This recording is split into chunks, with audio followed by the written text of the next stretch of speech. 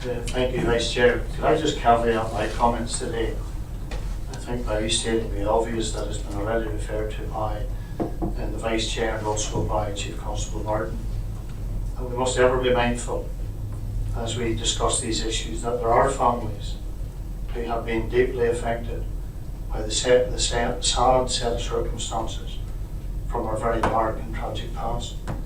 And given Chief Constable's the comments of the Lord Chief Justice about the journalists in this case, stating that they were acting in nothing other than a perfectly appropriate way, what can you both say today that will give assurance, not only to the journalists, many of them who are here, and many of them who undoubtedly across the world have an interest in this particular issue, but also to the public of Northern Ireland, that press freedom will always be respected and protected while the police investigate any alleged crimes and upholding the rule of law.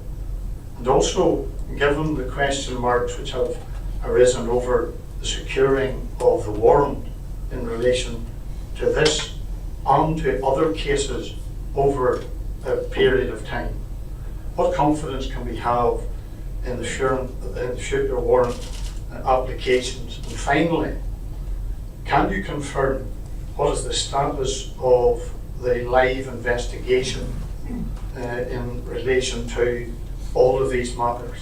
And in particular, does that include the Office of the Ombudsman and his staff? And can you confirm, Chief Constable Martin, that you have in possession today a statement from a senior member of the Ombudsman's Office dated the 15th of February 2018? Well, perhaps I'll deal with the broader issues from a PSNI perspective, and then the inquiry specific issues around the Ombudsman and the state of the investigation.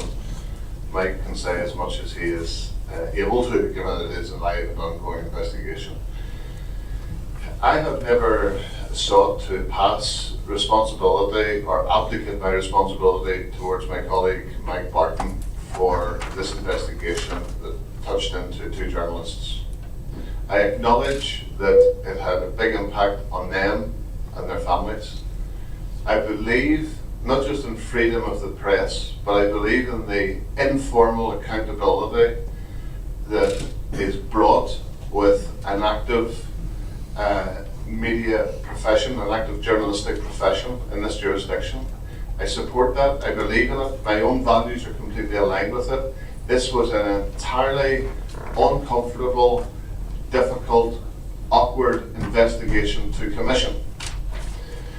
But I have said before, and having been the subject of criminal investigation myself, even though they were completely vexatious complaints, ill-founded, and the Ombudsman himself said so, due process, none of us are above the law. We are all equal under the law, and that's whether it's me, you politicians, British soldiers, former RUC officers, I care not. There's an important principle around journalistic freedom and the value that that brings, but there's an equally valid principle around we're all equal under the law, and if we have a police service that starts to skew its decision making based on what is tasteful or comfortable, we will all lose out. My job is to uphold the law, but I don't do that disrespectfully. There will inevitably be lessons to be learned when we read the final judgment. At some point, we're going to have to stop the cycle of investigations and inquiries, but given the profile of this case, I would be very comfortable for some form of inquiry to look at what went wrong, and if there are shortcomings on my behalf or on Durham's behalf, operating under the terms of reference here, then all of the issues around apology and remedy can be addressed. I am well known for apologising, but I don't get it. I don't apologise to make difficult issues go away. I apologise because we've done something wrong. In this case, the warrant was issued after 3 days of consideration by a very learned county court judge. This was not some police inspector sending a warrant to go and search somebody's house. It went after lots of QC advice, legal advice, independent of the police, scrutinising our material, a file of evidence went, taken by Durham on one of their investigative actions for 3 days, considered, or the judge having access to it for 3 days, and then a hearing that was substantive, albeit it was ex partes.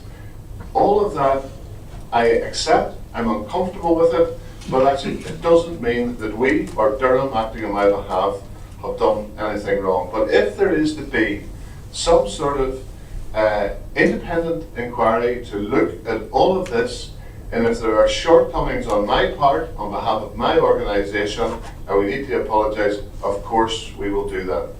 The specific issues touching into this case, I don't know if Mike has anything further to add to that. Thank you, George. And I fall in line with exactly what Mr. Hamilton has just said. If I've done anything wrong, and by the way, I've been in the job for 39 years and I haven't always got it right. I may not have got this right. The Lord Chief Justice clearly thought that the granting of the warrant was inappropriate, but he also said the police have to do what the police have to do. And if I can refer you back to, sometimes we have to do uncomfortable things. One of the uncomfortable things that I have to do in the middle of an inquiry is to read things in the media that are incorrect. And this inquiry has had more than its fair share of inaccurate reporting. I have here a statement of complaint from the Ombudsman's office. You see, it's signed. It's dated the 15th day of February 2018. I'm going to read the last paragraph. On the 4th of October 2017, at a meeting at PSNI headquarters, I alerted the PSNI's Assistant Chief Constable, ACC Crime Operations, and you've heard a reference to this meeting, and other senior police officers to the disclosure of the material in the No Stone Unturned documentary. Thereafter, a criminal investigation by Durham Police was commissioned with the objective of establishing the means by which the film's production team secured access to the material, whether by theft or other unauthorised disclosure.